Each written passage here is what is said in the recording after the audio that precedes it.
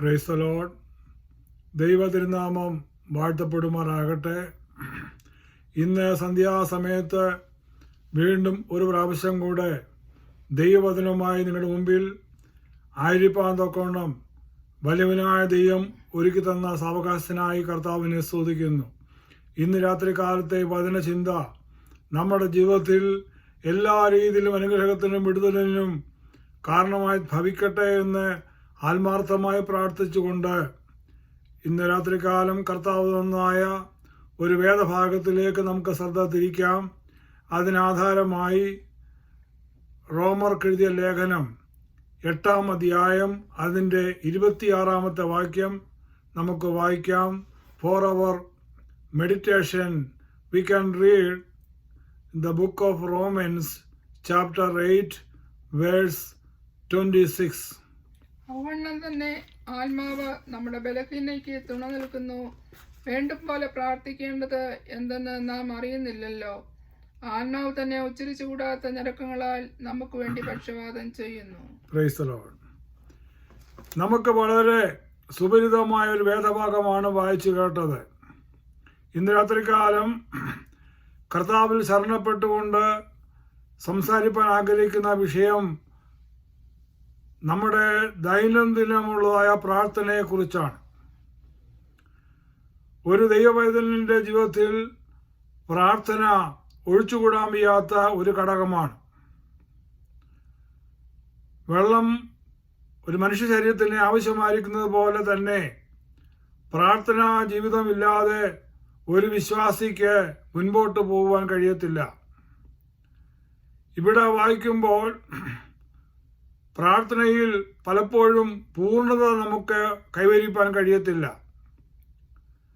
നമ്മുടെ എല്ലാം പ്രാർത്ഥനകളിൽ പല പോരായ്മകൾ കാണാൻ കഴിയുന്നുണ്ട്. എന്നാൽ നമ്മളെ സഹായിക്കുന്ന ഒരാളുണ്ട്. നമ്മുടെ പ്രാർത്ഥനയിൽ ഉണ്ടാകുന്നതായ പോരായ്മകളെ അത് മാറ്റി നമ്മുടെ ഹൃദയത്തിൻ്റെ ചിന്തകളെ അറിഞ്ഞ് നമുക്ക് വേണ്ടി ഇടിവ് നിൽക്കുന്നതായ ഒരു വ്യക്തിത്വമുണ്ട്. അതാരാണെന്ന് ചോദിച്ചു കഴിഞ്ഞാൽ ദൈവത്തിൻ്റെ പരിശുദ്ധാത്മാവാണ്. പുണ്യവാളന്മാരോ മറ്റ് ഇടനിലക്കാരോ ആരും നമുക്ക് വേണ്ടി ഇടനിൽക്കുന്നില്ല. എന്നാൽ ഇടനിൽക്കുന്നത് ആരാണെന്ന് ചോദിച്ചു കഴിഞ്ഞാൽ ദൈവത്തിൻ്റെ പരിശുദ്ധാത്മാവാകുന്നുവെന്ന് ദൈവവചനം വ്യക്തമായി നമ്മളെ പഠിപ്പിക്കുന്നു. ഇവിടെ വായിച്ച വാക്യം നമുക്ക് ഒന്നുകൂടെ വായിക്കാം. അവണ്ണം തന്നെ റോമൻസ് ചാപ്റ്റർ 8 വേഴ്സ് 26. അവണ്ണം തന്നെ എന്ന് വായിച്ചേ.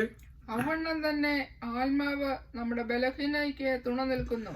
അവണ്ണം തന്നെ പരിശുദ്ധാത്മാവ് നമ്മുടെ ബലഹീനതയ്ക്ക് തുണ നിൽക്കുന്നു. വേണ്ടും പോലെ പ്രാർത്ഥിക്കേണ്ടത് എന്തെന്ന് നാം അറിയുന്നില്ലല്ലോ. വേണ്ടും പോലെ പ്രാർത്ഥിക്കേണ്ടത് എങ്ങനെയെന്ന് നാം അറിയുന്നില്ലല്ലോ. ആത്മാവ് തന്നെ ഉച്ചരിച്ചു കൂടാത്ത ഞരക്കങ്ങളാൽ നമുക്ക് വേണ്ടി പക്ഷവാദം ചെയ്യുന്നു.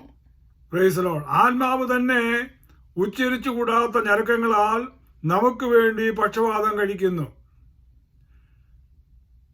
We read the Romans chapter 8 verse 26. Likewise, the Spirit also helps in our weakness, for we do not know what should we pray as we ought.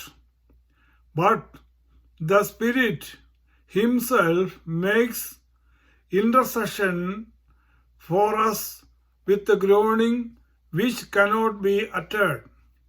The Holy Spirit makes intercession for our prayers because we do not know what should we pray as we ought.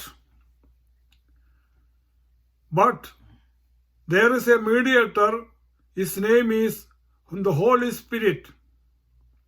The Holy Spirit makes intercession for our prayers between God and us, because we do not know our prayer is correct or not correct. But we can see the next verse. അടുത്ത വാക്യം ഒന്ന് വായിച്ചേ. സ്തോത്രം. എന്നാൽ ആത്മാവ് വിശുദ്ധർക്ക് വേണ്ടി ദൈവഹിതപ്രകാരം പക്ഷപാതം ചെയ്യുന്നത് കൊണ്ട്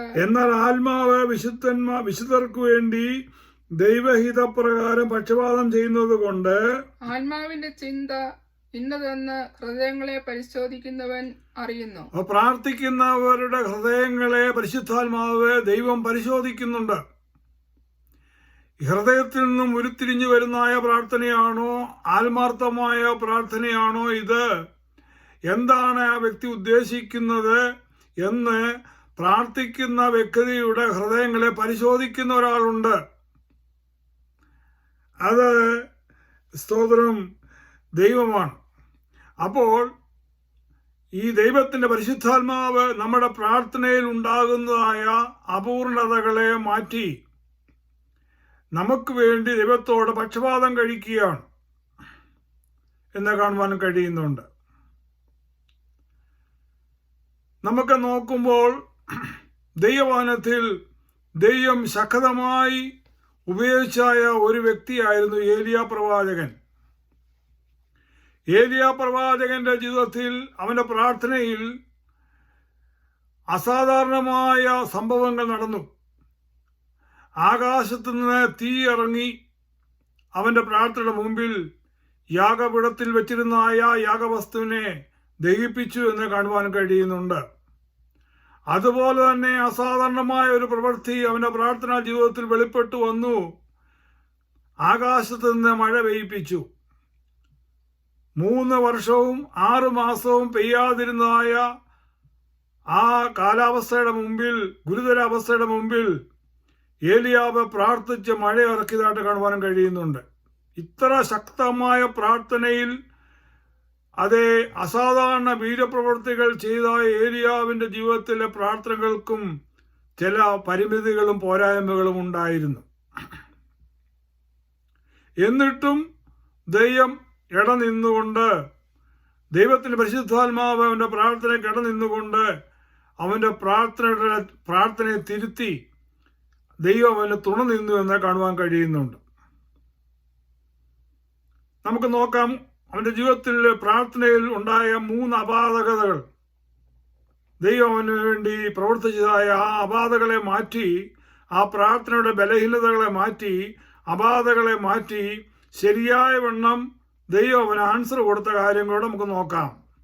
ഒന്ന്, അവന്റെ പ്രാർത്ഥനയിൽ ഉണ്ടായ ഒരു അപാകതയാണ് നമ്മൾ ആദ്യം ചിന്തിക്കാൻ വേണ്ടി പോകുന്നത്.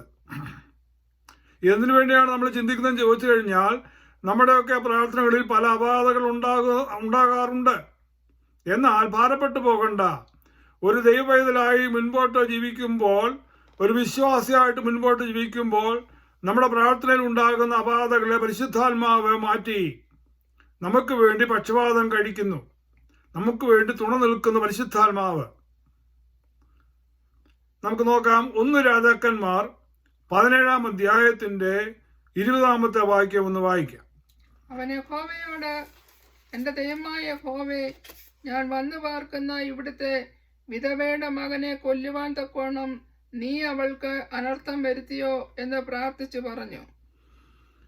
ഇവിടെ ഏലിയ പ്രവാചകനെ കുറിച്ച് നമ്മള് ആ ഭാഗങ്ങളിൽ കാണുവാൻ കഴിയുന്നുണ്ട്. ഒരു മുഖവര അവനെക്കുറിച്ചൊന്ന് പറയാൻ ആഗ്രഹിക്കുന്നു. ഏലിയാവ് എന്ന വാക്കിന്റെ അർത്ഥം അത് യഹോവ ദൈവമാകുന്നു എന്നാണ്. ബൈബിളിൽ 2 ഏലിയാവുമാരുണ്ട്. ഒന്ന് ഈ പ്രവാചകനായ ഏലിയാവും, രണ്ടാമത് പ്രവാസത്തിൽ നിന്നും വന്നതായ ഒരു ഏലിയാവ്. എസ്രായുടെ പുസ്തകം 10-ാം അധ്യായം 21-ാമത്തെ വാക്യത്തിൽ ആ ഏലിയാവിനെ കുറിച്ച് കാണുവാനും കഴിയുന്നുണ്ട്. അത് വായിക്കണ്ട. അപ്പോൾ ഈ ഏലിയാവ് തൻ്റെ ശുശ്രൂഷ ആരംഭിക്കുന്നത് ആരുടെ കാലഘട്ടത്തിലാണെന്ന് ചോദിച്ചു കഴിഞ്ഞാൽ, ഇസ്രയേൽ രാജാവായ ആഗാബിന്റെ സമയത്താണ് ഏലിയാവ് ശുശ്രൂഷിക്കുന്നത്. ഒമ്രിയുടെ മകനായിരുന്നു ആഹാബ് രാജാവ്. വളരെ ദുഷ്ടനായ രാജാവായി അവൻ ഭരണം ചെയ്തു എന്ന് കാണുവാൻ കഴിയുന്നുണ്ട്. ദൈവത്തിന് ഹിതമല്ലാത്ത രീതിയിൽ, ദൈവത്തിന് അനിഷ്ടമായ രീതിയിൽ അവൻ ജനത്തെ എല്ലാം വഷളാക്കി, അന്യാരാധനകളെല്ലാം രാജ്യത്ത് ഏർപ്പെടുത്തി, ജനത്തെ മ്ലേച്ഛമായ വിഗ്രഹാരാധനയിലേക്ക് നയിച്ച അതേ അന്യജാതിക്കാരത്തെ ഇസബേലിന്റെ പ്രേരണയാൽ, അവന്റെ ആയിരുന്നു ഇസബേൽ. ഇസബേലിന്റെ പ്രേരണയാൽ ബാലിന്റെയും അശരായികളെയും വിഗ്രഹങ്ങളെല്ലാം ദേശത്തെ സൃഷ്ടിച്ച് ഉണ്ടാക്കി ജനത്തെ അവയെ കൊണ്ട് നമസ്കരിപ്പിക്കത്തക്ക രീതിയിൽ വഷളാക്കിയതായ ഒരു രാജാവായിരുന്നു ആഹാബ് രാജാവ്. 22 വർഷം ആഹാബ് രാജാവ് ഭരിച്ചതായിട്ട് കാണുവാൻ കഴിയുന്നുണ്ട്. ഈ ആഹാബിന്റെ ഭാര്യയുടെ പേര് ഇസബൽ എന്നായിരുന്നു. ഇവൾ അന്യജാതിക്കാരനായ സീദോന്യ രാജാവായിരുന്നായ അതേ എത്ബാലിന്റെ മകളായിരുന്നു ഈസബേൽ. ഇവളെ വിവാഹം കഴിച്ച് കൊണ്ടുവന്നു എന്ന് കാണുവാൻ കഴിയുന്നുണ്ട്.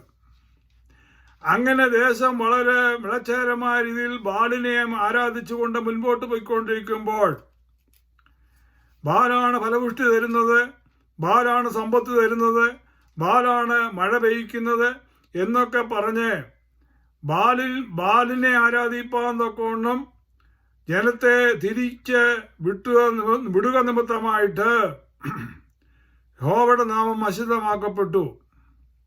ജീവിക്കുന്നവനായ ദൈവത്തിന്റെ നാമം അവിടെ അശുദ്ധമാക്കപ്പെട്ടു കഴിഞ്ഞപ്പോൾ ദൈവം തന്റെ ജനത്തെ മടക്കി വരുത്തുവാൻ തൊക്കോണം ഉപയോഗിച്ചതായ ഒരു പ്രവാചകനായിരുന്നു ഏലിയ പ്രവാചകൻ.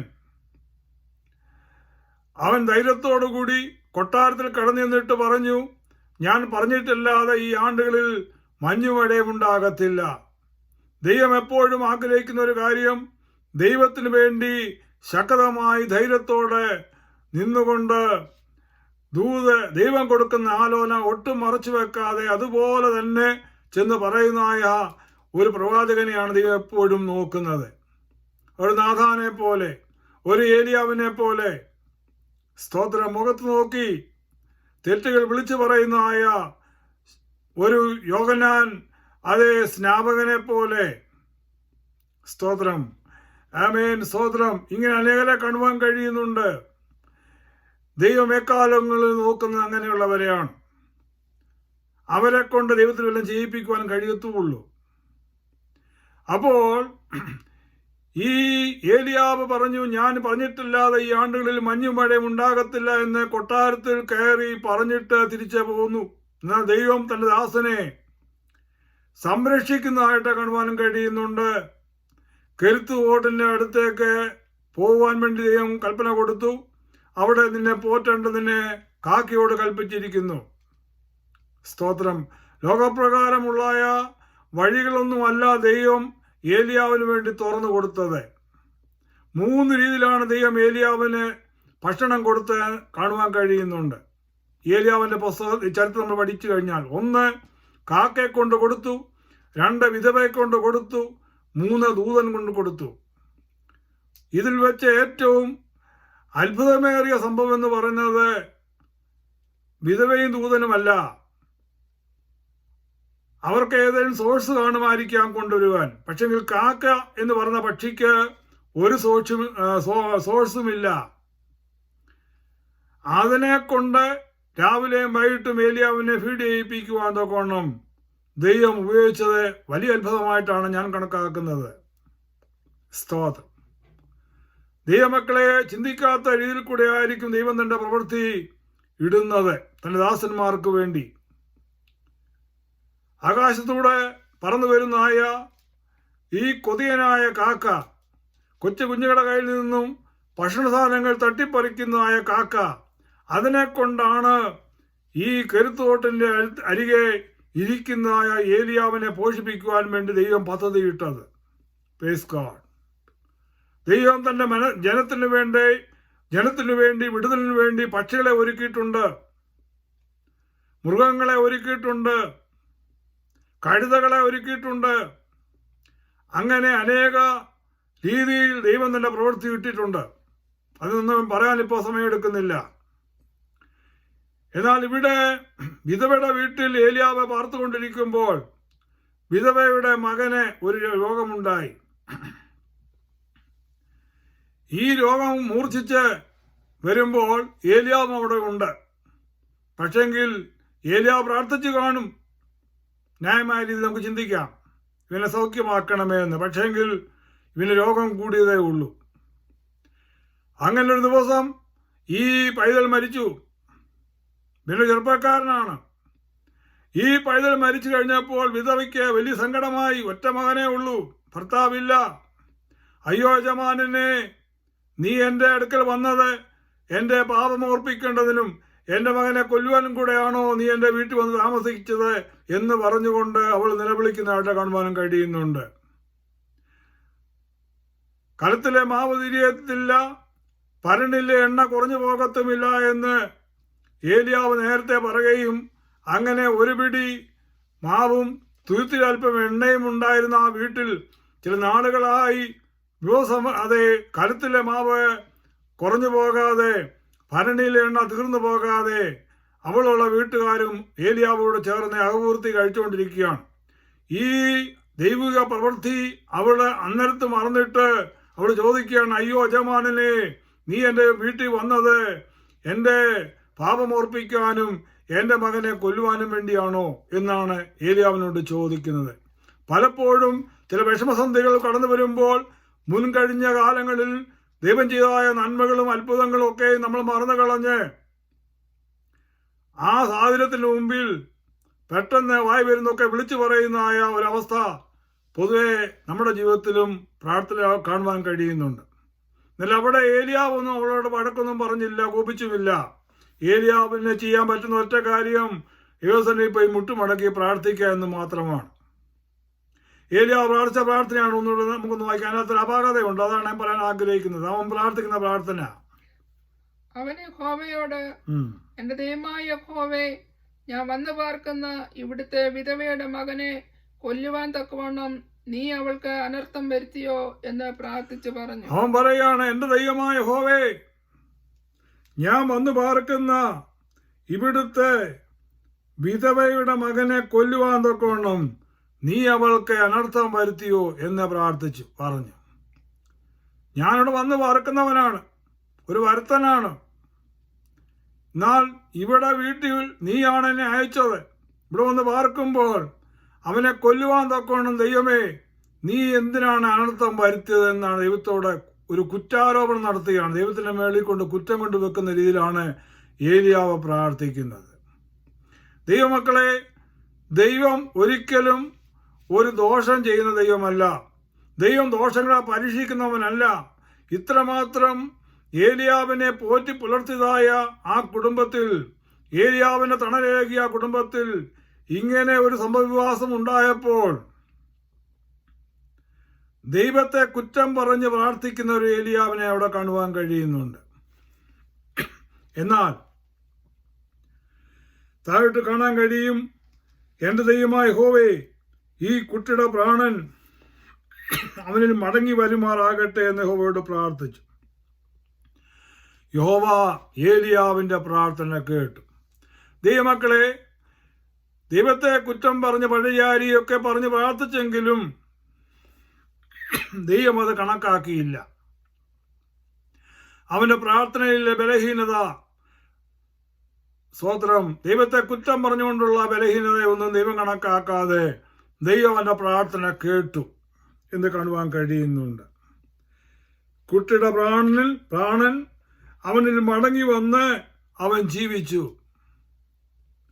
പലപ്പോഴും നമ്മുടെ പ്രാർത്ഥനയിൽ പല അപാകതകൾ വരുന്നുണ്ടെങ്കിലും നമ്മൾ ദൈവമക്കളാകിയാൽ നമ്മുടെ ഹൃദയത്തിന്റെ ഭാരം അറിയുന്ന ദൈവം, ഹൃദയത്തിന്റെ ചിന്ത അറിയുന്ന ദൈവം ആ അപാകതകളെല്ലാം മാറ്റി പരിശുദ്ധാത്മാവ് തുണ നിന്നുകൊണ്ട് ദൈവസന്നിധിയിൽ നമുക്ക് വേണ്ടി പക്ഷവാതം കഴിച്ചുകൊണ്ടിരിക്കുന്നു.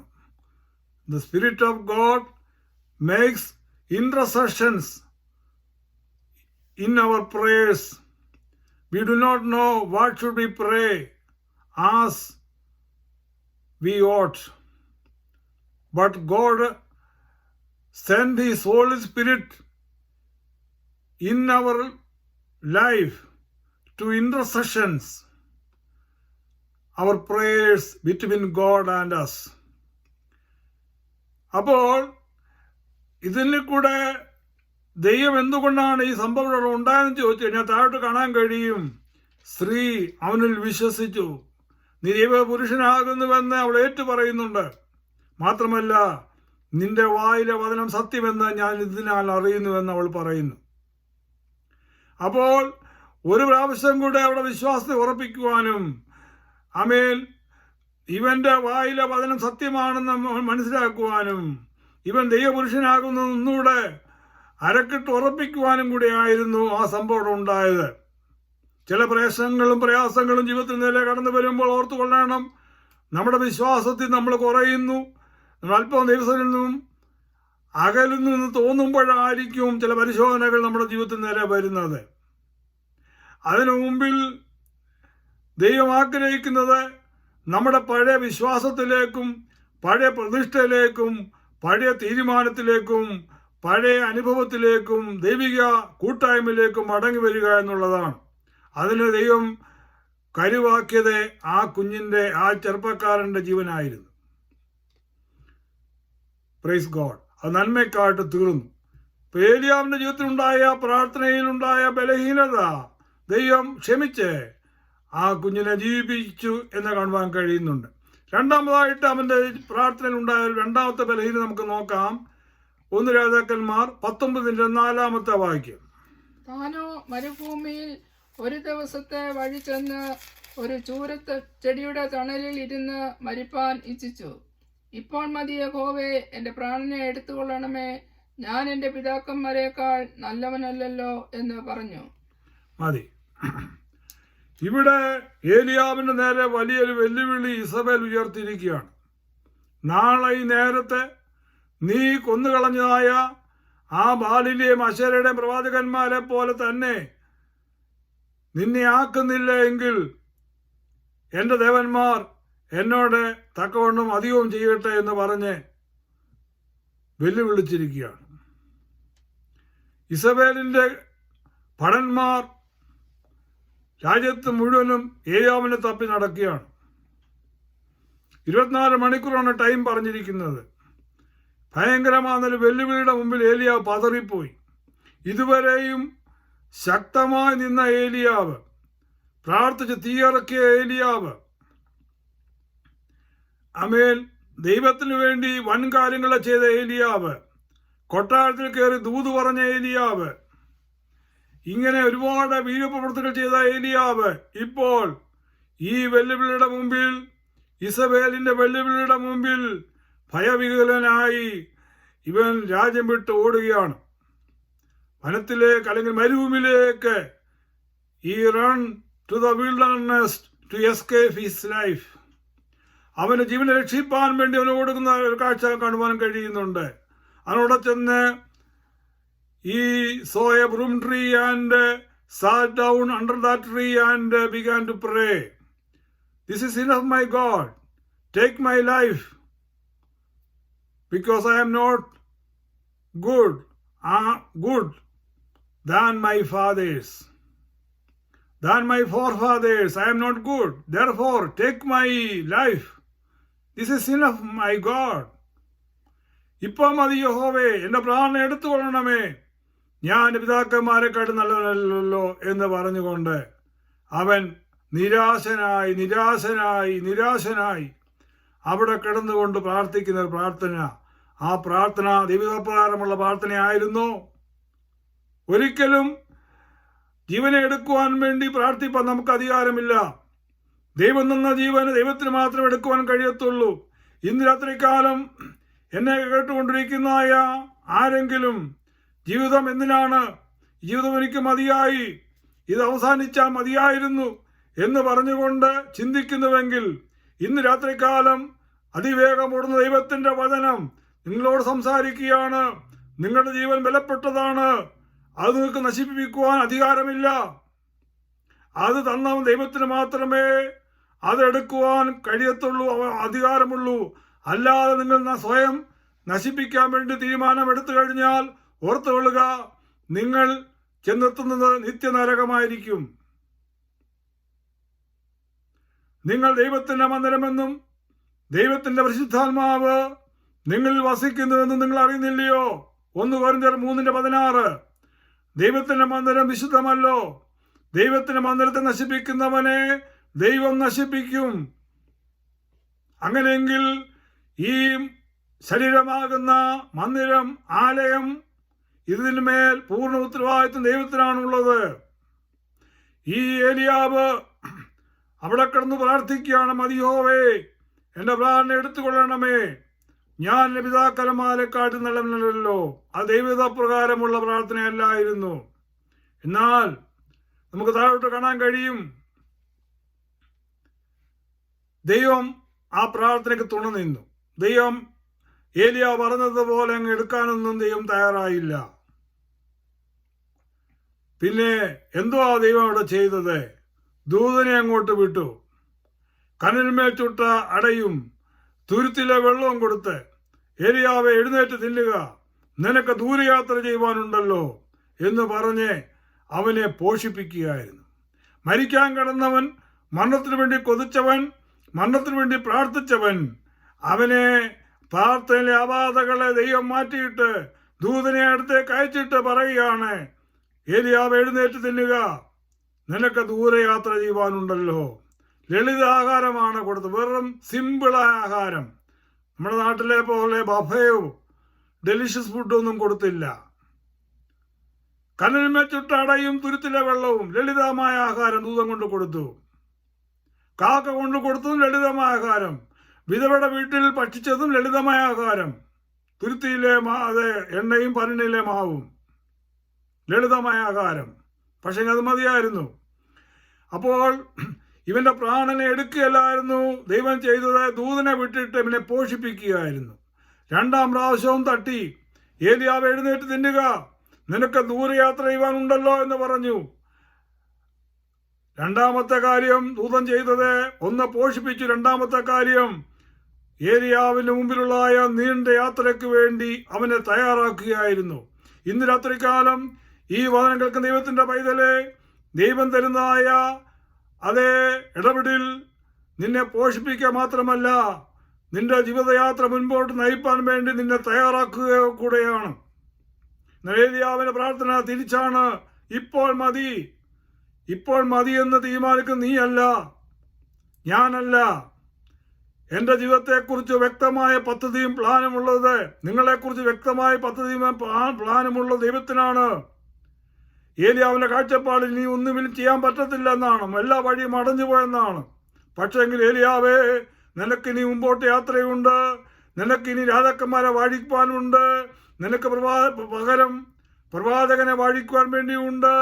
അത് മാത്രമല്ല, പ്രവാശിഷ്യന്മാരൊക്കെ സ്വതന്ത്രം അവർക്ക് ചില പറയേണ്ട നിർദ്ദേശങ്ങൾ പറഞ്ഞു കൊടുക്കുവാൻ വേണ്ടിയുണ്ട്. മാത്രമല്ല, ദൈവത്തിന്റെ പദ്ധതി എന്ന് പറഞ്ഞത് ഇസബേലിന്റെ കിങ്കരന്മാരുടെ കയ്യിൽ അകപ്പെടാനും അവരുടെ വാളിന്റെ വെട്ടുകൊണ്ട് ചാകുവാനുമല്ല.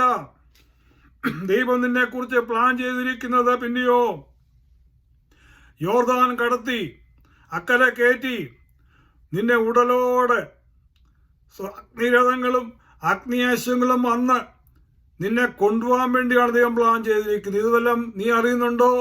ഇപ്പോഴത്തെ പ്രാർത്ഥനയുടെ പോക്ക് നോക്ക്. ഇപ്പോ മതി യഹോവേ, എന്റെ പ്രാണൻ എടുത്തുകൊള്ളണമേ. അവന്റെ പ്രാർത്ഥനയിലെ അപാധകളെ പരിശുദ്ധാത്മാവ് മാറ്റിയിട്ട് ശരിയായിട്ട് അവൻ ആൻസർ കൊടുത്തു. മൂന്നാമതായിട്ട് അവന്റെ പ്രാർത്ഥന വന്ന അപാകത. ആ അധ്യായത്തിന്റെ 19-10 വാക്യം ഒന്ന് വായിച്ചാട്ടെ. അതിന് അവൻ, സൈന്യങ്ങളുടെ ദൈവമായ യഹോവയ്ക്ക് വേണ്ടി ഞാൻ വളരെ ശുഷ്കാന്തിച്ചിരിക്കുന്നു. ഇസ്രായേൽ മക്കൾ നിന്റെ നിയമത്തെ ഉപേക്ഷിച്ച് നിന്റെ യാഗപീഠങ്ങളെ ഇടിച്ച് നിന്റെ പ്രവാചകന്മാരെ വാൾ കൊണ്ട് കൊന്നുകളഞ്ഞു. ഞാൻ ഒരുത്തൻ മാത്രം ശേഷിച്ചിരിക്കുന്നു, അവർ എനിക്കും ജീവാനി വരുത്താൻ നോക്കുന്നു എന്ന് പറഞ്ഞു. ഇവിടെ ഈ ഭക്ഷണം, ഭൂതം കൊടുത്ത ഭക്ഷണം കഴിച്ച ഏലിയാവ് 40 രാവും 40 പകലും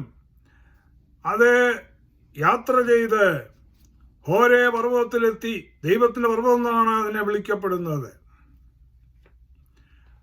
ആ പർവ്വതത്തിലെത്തി ഒരു ഗുഹയിൽ കടന്ന് രാപാർത്തു. ആരും കാണണ്ട. നേരത്തെ ചൂരച്ചെടിയുടെ തണലിലാണ് കിടന്നെങ്കിൽ അവിടെ ദൂതൻ ഇറങ്ങി വന്ന് അവനെ എഴുന്നേൽപ്പിച്ച് ഭക്ഷണം കൊടുത്ത് യാത്രയാക്കുകയായിരുന്നു. ഇപ്പോഴും ആ ടെൻഡൻസി അതിനുള്ളിലുണ്ട്. എവിടെങ്കിലും പാത്തിരിക്കണം, ആരും കാണണ്ട. ആ ടെൻഡൻസി ഇതുവരെ മാറിയിട്ടില്ല. ഇപ്പോഴും അവിടെ ചെന്നിട്ട് ഒരു ഗുഹ കണ്ടു, അവിടെ കയറിയിരിക്കുകയാണ്. ഇന്ന് രാത്രികാലം ദൈവസന്നിധിയിൽ നിന്നും ഒളിച്ചോടുന്ന ആരെങ്കിലും ഉണ്ടെങ്കിൽ അത് ശിക്ഷാവധിയായി തീരും. മടങ്ങി വരുവാൻ ആത്മാവിൽ കൂടെ ഞാൻ നിങ്ങളെ പ്രബോധിപ്പിക്കുന്നു. ദൈവസന്നിധി വിട്ട് ഒളിച്ചോടിയ യോനായ്ക്ക് വന്നായ പരാജയം നമുക്കറിയാം. പോയ പോക്കിൽ കപ്പൽ മുഴുവനും കിടന്ന് കുലുങ്ങി. സ്തോത്രം. കപ്പൽക്കാർ മുഴുവനും കിടന്ന് നിലവിളിക്കേണ്ടതായിട്ട് വന്നു. അവസാനം യോനായ്ക്ക് പറ്റിയതായ പറ്റ് കടലിൽ വീണ് എടുത്തവരെറിഞ്ഞ് മഹാമത്സ്യത്തിന്റെ വയറ്റിൽ 3 രാവും 3 പകലും കിടന്നു. ഇത്ര ഭയങ്കരമായ പരിശോധനയിൽ അവന് വരാൻ കാര്യം ദൈവസന്നിധിയിൽ നിന്ന് ഓടിപ്പോയത് കൊണ്ടാണ്. സ്തോത്രം. ഇവിടെ ഗുഹയ്ക്കകത്ത് കയറിയപ്പോൾ അവിടുന്ന് പുറത്തിറക്കാൻ വേണ്ടി ദൈവം പല പരിപാടികൾ അവിടെ ചെയ്യുന്നതായിട്ട് കാണാൻ കഴിയുന്നുണ്ട്. അത് വലിയ കാറ്റടിക്കുന്നു, ഭൂകമ്പം ഉണ്ടാകുന്നു, തീ വരുന്നു. ഇതിൻ്റെ എല്ലാ നടുവിൽ ഇവനായിരിക്കുമ്പോഴും ഇവൻ അവിടെ തന്നെ ഇരിക്കുകയാണ്. എന്താ സംഭവം എന്ന് കാണാൻ പോലും പുറത്തോട്ടിറങ്ങി വരുന്നില്ല. അവസാനം ഒരു മൃദുസ്വരം അവൻ ഗുഹയ്ക്കകത്ത് കേട്ടു. ഗുഹയുടെ വാതുക്കൽ, ഏലിയാവേ, ഇവിടെ നിനക്ക് എന്ത് കാര്യം? ഈ ശബ്ദം കേട്ട് കഴിഞ്ഞപ്പോൾ അവൻ വെളിയിലിറങ്ങി വന്നു. അപ്പോൾ ദൈവനോട് അവൻ പറഞ്ഞ ഉത്തരമാണ് നമ്മൾ വായിച്ചത്. അവൻ പ്രാർത്ഥന പോലെയാണ് നമുക്ക് ചിന്തിക്കാൻ പറ്റും. 6 കൂട്ടം കാര്യങ്ങൾ ഇവിടെ പറയുന്നുണ്ട്. ആ വായിക്കൊന്നിൽ വായിച്ചേ. അതിന് അവൻ സൈന്യങ്ങളുടെ ദൈവമായ യഹോവയ്ക്ക് വേണ്ടി ഞാൻ വളരെ സുഷ്ടാന്തിച്ചു. അവൻ പറയണം, ദൈവമേ, ഞാൻ നിനക്ക് വേണ്ടി ഒത്തിരി അധ്വാനിച്ചു, ഒത്തിരി ഓടി, ഒത്തിരി വേല ചെയ്തു. ഇതൊക്കെ നമ്മളും പലരും പറയുന്നതാണ്. ഞാൻ നിന്റെ നാമത്തിന് വേണ്ടി, യഹോവയ്ക്ക് വേണ്ടി വളരെ ശുഷ്കാന്തിച്ചിരിക്കുന്നു. ഇസ്രായേൽ മക്കൾ നിന്റെ നിയമത്തെ ഉപേക്ഷിച്ച്. രണ്ടാമതായിട്ട് അവൻ പറയാണ്, ഇസ്രായേലിന്റെ മുകളിൽ അവൻ കുറ്റം ചുമത്തുകയാണ്. ഇസ്രായേൽ മക്കൾ നിന്റെ നിയമത്തെ ഉപേക്ഷിച്ച് നിന്റെ യാഗപീഠങ്ങളെ ഇടിച്ചു. നിന്റെ പ്രവാചകന്മാരെ വാൾ കൊണ്ട് കൊന്നുകളഞ്ഞു. നിന്റെ പ്രവാചകന്മാരെല്ലാം വാളുകൊണ്ട് കൊന്നുകളഞ്ഞു.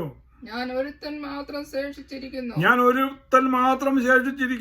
അവർ എനിക്കും ജീവാനി വരുത്തുവാൻ നോക്കുന്നു എന്ന് പറഞ്ഞു. ഇങ്ങനെ 6 കൂട്ടം കാര്യങ്ങൾ ഇവൻ പ്രാർത്ഥനയിൽ ദൈവത്തോട് പറയുമ്പോൾ ഇത് ചിലത് യാഥാർത്ഥ്യമല്ലായിരുന്നു. ഇവൻ വിചാരിച്ചു യാഥാർത്ഥ്യമാണ് ഇവൻ പറയുന്നത്. പക്ഷെങ്കിൽ അതിനകത്ത് 2 കാര്യങ്ങൾ യാഥാർത്ഥ്യമല്ലായിരുന്നു. അതിനകത്ത് അപൂർണതയുണ്ടായിരുന്നു. ഒന്നാമതായിട്ട് അവൻ പറയുന്നത്, ഞാൻ മാത്രം ശേഷിച്ചിരിക്കുന്നു. യഹോവയുടെ പ്രവാചകനായിട്ട് ഞാൻ മാത്രം ശേഷിച്ചിരിക്കുന്നു എന്നാണ് അവൻ പറയുന്നത്. അത് ശുദ്ധ അബദ്ധമായിരുന്നു. കാരണം 18-ാം അധ്യായത്തിന് 4-ാമത്തെ വാക്യത്തിൽ കാണാൻ കഴിയും, ഒബദ്യാവ് എന്ന് പറഞ്ഞ മനുഷ്യൻ, ദൈവഭക്തനായ ഒബദ്യാവ് എന്ന് പറഞ്ഞ മനുഷ്യൻ ഇസബേല് യഹോവയുടെ പ്രവാചകന്മാരെ തിരക്കി പിടിച്ച് കൊന്നുകൊണ്ടിരിക്കുമ്പോൾ ഇവൻ ദൈവഭക്തനായിരുന്നത് കൊണ്ട് 100 യഹോവയുടെ ഭക്തന്മാരെ, പ്രവാചകന്മാരെ 50 പേരായിട്ട് ഗുഹകളിൽ കൊണ്ടുപോയി ഒളിപ്പിച്ച് രക്ഷപ്പെടുത്തി ഭക്ഷണം കൊടുത്ത് അവരെ രക്ഷപ്പെടുത്തിയായിട്ട് കാണാൻ കഴിയും. അപ്പോൾ 100 പേരെ അവൻ രക്ഷപ്പെടുത്തിയിട്ടുണ്ട്. കൂടാതെ യഹോവയായ ദൈവം ഇവന്റെ പ്രാർത്ഥനയുടെ മുമ്പിൽ പറയുന്നുണ്ട്, നീ മാത്രമല്ല ഏലിയാവേ, പാലിന് മുട്ടുകുത്താത്ത, ചുംബനം ചെയ്യാത്ത 7000 പേരെ ഞാൻ എനിക്ക് വേണ്ടി ശേഷിപ്പിച്ചിരിക്കുന്നു. അപ്പൊ നോക്കണം, വലിയൊരു സംഖ്യ ഇസ്രായേൽ ഇപ്പോഴും ദൈവത്തെ സേവിക്കുന്നവരായിട്ടുണ്ട്. പലപ്പോഴും നമ്മൾ വിചാരിക്കും നമ്മള് ഭക്തന്മാരെല്ലാം പോയാലോ, നഷ്ടപ്പെട്ടു പോയാലോ എന്നൊക്കെ ചിന്തിക്കും. എന്നാൽ അല്ല, തെറ്റ്. ശരിയായിട്ട് ജീവിക്കുന്ന ഭക്തന്മാരും ദൈവമക്കളും ഇന്നും ഉണ്ട്. നമ്മുടെ കണ്ണുകൾ അടഞ്ഞുകൊണ്ടാണ് നമുക്കത് മനസ്സിലാക്കാൻ കഴിയാതിരിക്കുന്നത്. അതെല്ലാ സമുദായങ്ങളിലുമുണ്ട്. ദൈവത്തിന് ഇന്ന സമുദായമെന്നും പ്രത്യേകമൊന്നും പേരൊന്നുമില്ല.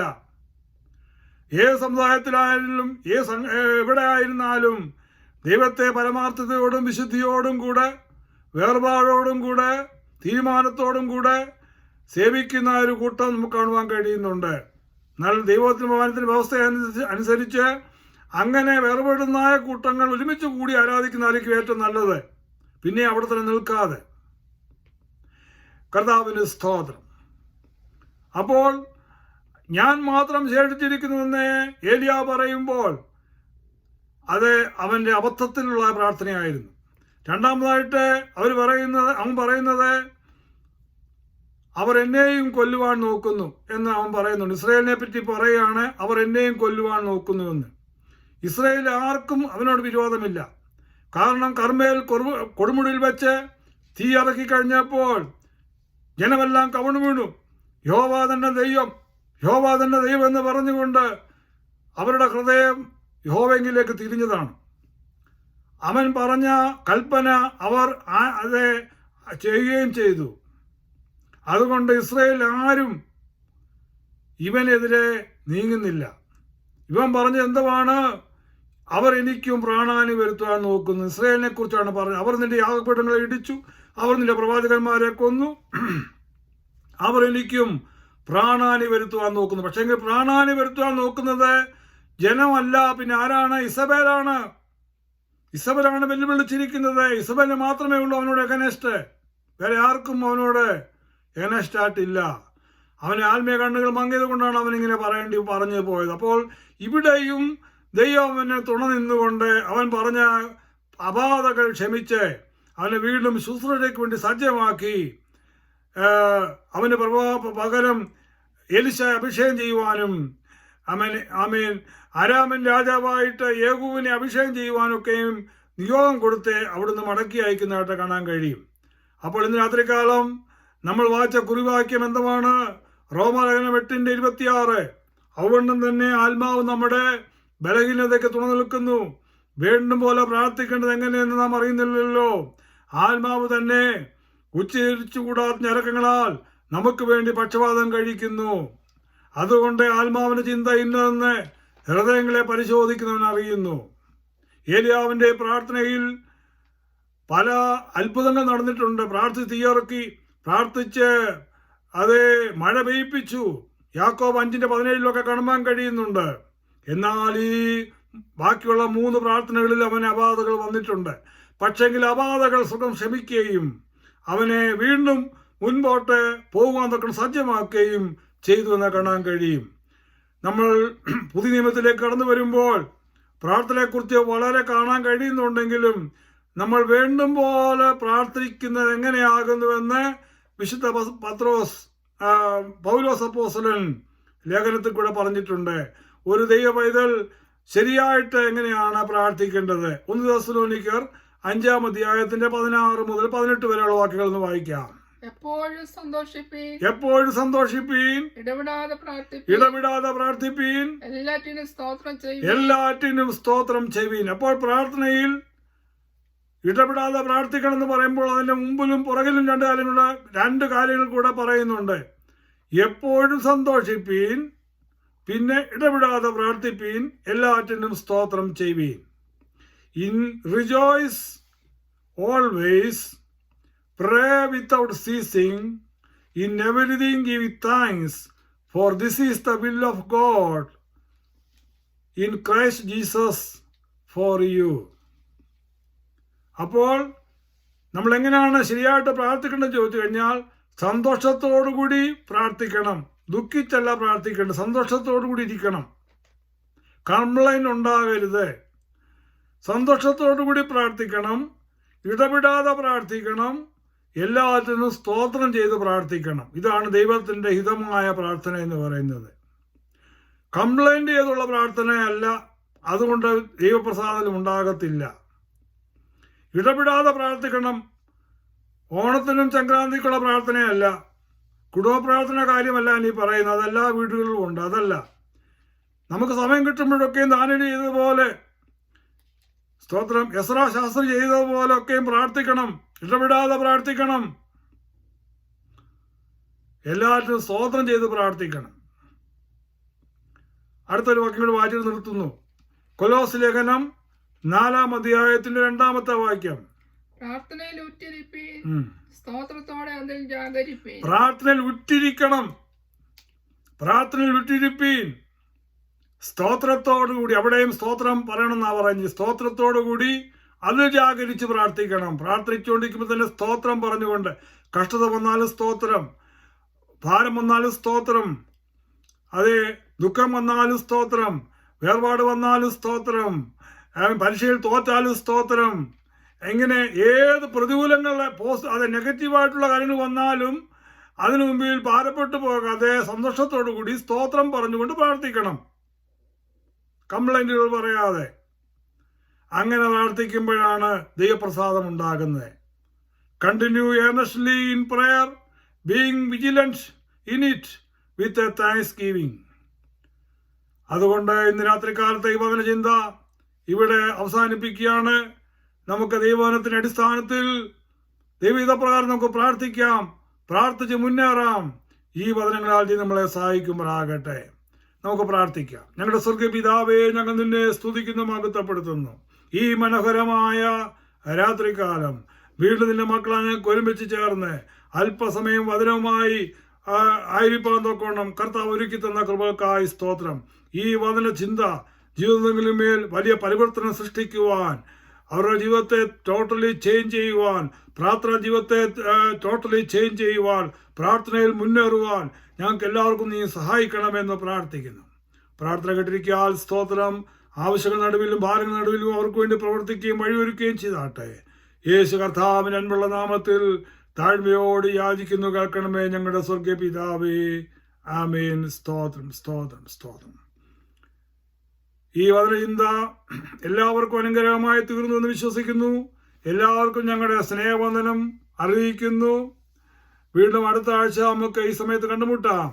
അതുവരെയും ബലവനായ ദൈവം തന്റെ ചിറകിന്റെ മറവിൽ നിങ്ങളെല്ലാവരെയും കാത്ത് പരിപാലിക്കട്ടെ എന്ന് പ്രാർത്ഥിക്കുന്നു, ആശംസിക്കുന്നു. മാറാനാഥ, നമ്മുടെ കർത്താവ് വേഗം വരുന്നു. God bless you all. Thank you. Praise God. സ്തോത്രം.